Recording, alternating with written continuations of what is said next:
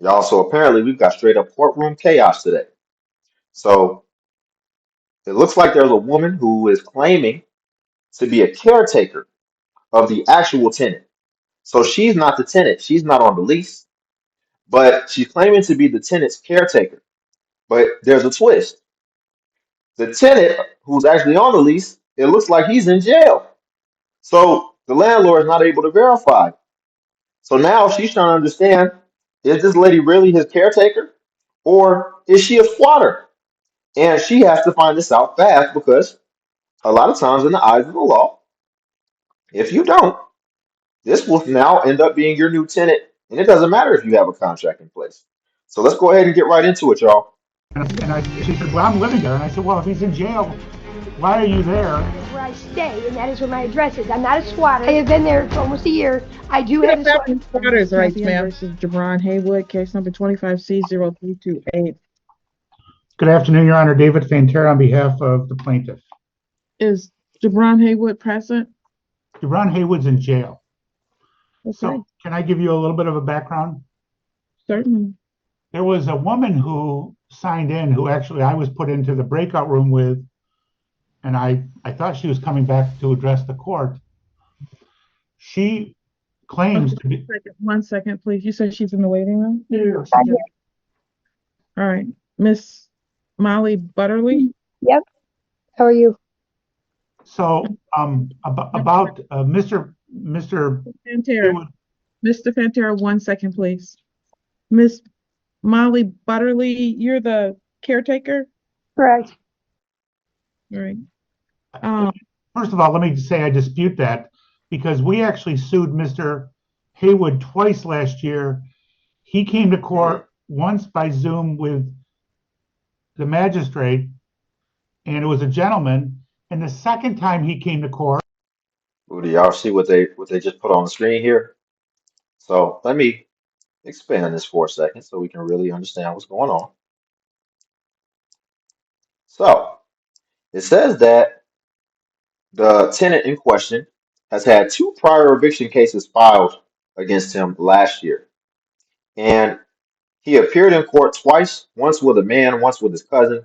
Cousin fell asleep. In both cases, different people claimed to be his caregivers. Oh, I'm glad we took the time to read this. So this is their spiel. They don't even change the story. They just say caregivers every time. So now he's in jail, and I guess he's been in jail for a while.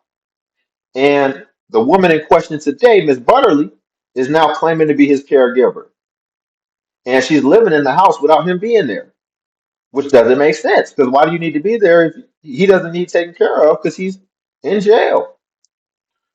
Wow, this is getting good already. Mr. Haywood, you may remember him. He can't speak. Yes. And the second time he came to court, he had his cousin with him who fell asleep in your courtroom. I do remember all of that, actually. And both of them, on each occasion, it was, oh, these people are my caregivers. And so now I have this young lady who says, I'm his caretaker. She said, well, I'm living there. And I said, well, if he's in jail, why are you there? Because if he's in jail, you can't be there. I mean, there's nothing to take care of. So what prompted this case was in December, the township went by to do an inspection. And they called my client and said, we're going to fail this. There's people living here who are dealing drugs. They moved in a trailer outside the building. And the township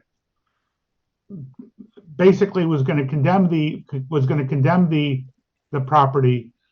But we said, well, look, but everybody agreed that. And when my client went over there to find out what was going on, he found 4 young men, and none of whom was Jabron Haywood. And so we said, well, we don't have a lease. We're just going to send a 30-day notice. In the meantime, there have been 2 drug raids on the property in the last couple of weeks. And so Miss Butterly does not have a right to be there. I don't know whether she's his caretaker or not, but if she's his caretaker, he's not there. And certainly when we came to court a year ago, I shouldn't say a year ago, probably April or May, he he didn't bring Miss Butterly. He brought on two different occasions two different men. Um, and so he doesn't have a lease. Um, she doesn't have a right to dispute this. I would like a judgment. I think we did a second mailing. So I would like a judgment that require whoever is in there to be out within 10 days. Now, Y'all picture that for a second. You rent your home to one person, and next thing you know, you showing up, and it's 4 or 5 people staying there claiming to live there, and then you find out that your house has been drug rated twice, and now your house basically that you're trying to make your investment property is a trap house, is a bando. Wow, this is getting crazy. now, Your Honor, if I may. Well, you can't represent him, ma'am. But Okay. the only reason I'm allowing you to speak is because their proof of service says you were the person that was served, but they did do a second mailing. So what is it you'd like to say, ma'am? As far as the drug raid goes, his nephew, after he went to jail, came into the house. I've been in the room for over 2 months trying to get him out of the house, been being threatened. You know, they will not leave. As far as people living in that trailer, that was his nephew, that his nephew put on the property. Nobody was living in there. So that is completely false information. As far as me being Jabron's caretaker, I've been Jabron's caretaker for almost 10 years.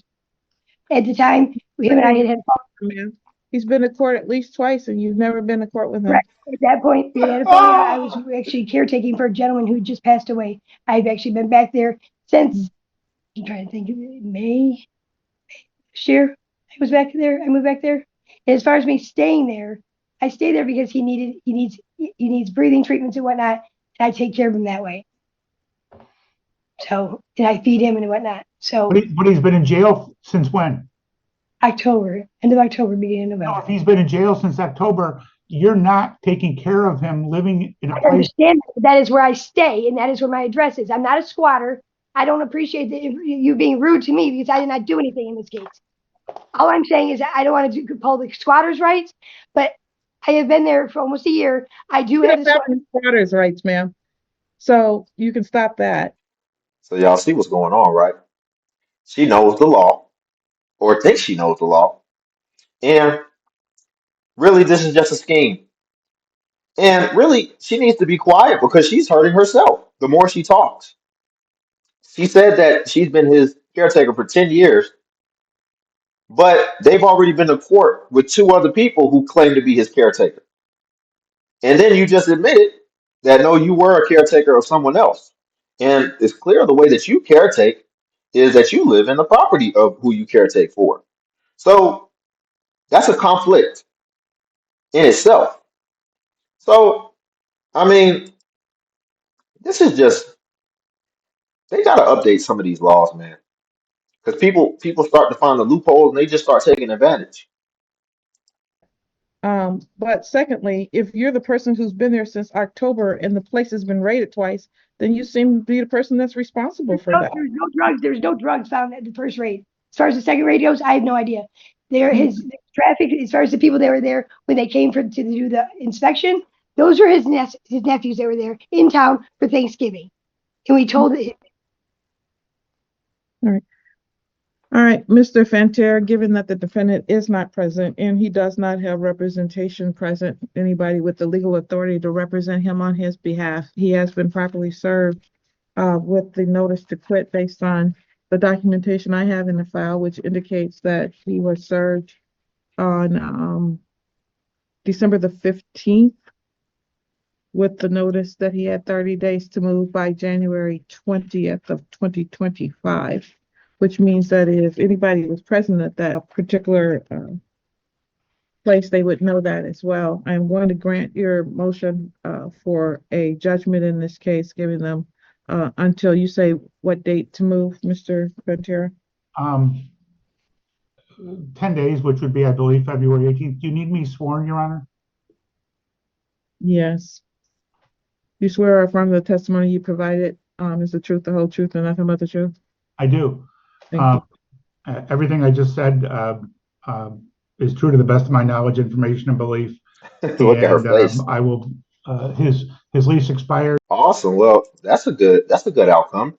Those outcomes don't usually happen in these situations. It's only about a minute and 30 seconds left. But you guys know what the most frustrating part about this is? And I'm thinking like from the judge's perspective and maybe even from the attorney's perspective. The most frustrating part is when you have to like sit here and have a good faith back and forth argument with somebody who's clearly being disingenuous and clearly not telling the truth. But you can't, especially as the judge, right? You can't come off biased and just, although we know in the back of our mind, you still have to give it a chance as if you're giving her a shot to see if she really is telling the truth, and you have to hear her case. But it's obvious that she's not being truthful and she's being deceptive, and she's trying to take advantage of the laws that are in place and really just not show any integrity. But you have to sit here and you still have to humor her story and her side. But I'm glad that they ended up getting justice at the end of the day because y'all have already tried this multiple times, and we still have to treat this case as its own, even though we have the rest of that history that this is y'all's MO, and this is what y'all do every single time. Um, uh, it ended on June 1st of 2024. So this 30-day notice was sent because because the lease has expired. We gave him more than 30 days notice. Whoever is in there has not moved out. We'd request a judgment for possession with a writ after 10 days if they have not vacated the property. Judgment for Mm, possession. mm. Okay, so now what if I'm not out in 10 days? Then the sheriff's department will be out on the 11th date to give you notice that you have 24 hours to move. If you don't move after that, ma'am, they'll be out with the sheriff's department's might to place you and everything in the premises on the street. Okay, thank you, Your Honor. You're welcome. And sadly, hold on, let's just make sure it's nothing else. Okay, it's nothing else. And sadly, y'all, this is where things now have the potential to get very sinister. Let me explain. She has 10, 11 days to move out of the premises. So that's really a nice gesture when you think about it, because you're not supposed to be there in anyway. Do you think that she's going to take that as a nice gesture and move out and everything's going to be square? We hope so. But what do they usually do when they have that 10 days? They usually start damaging the property. So, because you still have to give them some inkling of notice, I guess. But at the same time, you're really just giving them an opportunity to mess your stuff up because now they're upset that you won the case. They're spiteful and they just they're not good people. So now they don't gain anything from damaging your property and they have everything to lose from that.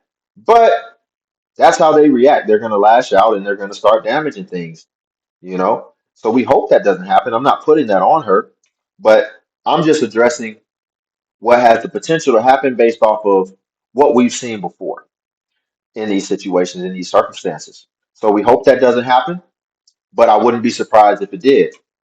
But y'all, that was pretty good. Y'all like the video? If y'all want to see me watch more court cases like this, let me know or send them to me. My email's in the description, every single video. But y'all, like the video. Also subscribe if you want to join Limitless Legion. And Cash App link below if you want to tip the channel and buy your boy an iced coffee. And also feel free to join the Patreon where I do post exclusive self-improvement content that's not on YouTube. But until then, I'll catch you guys in the next video.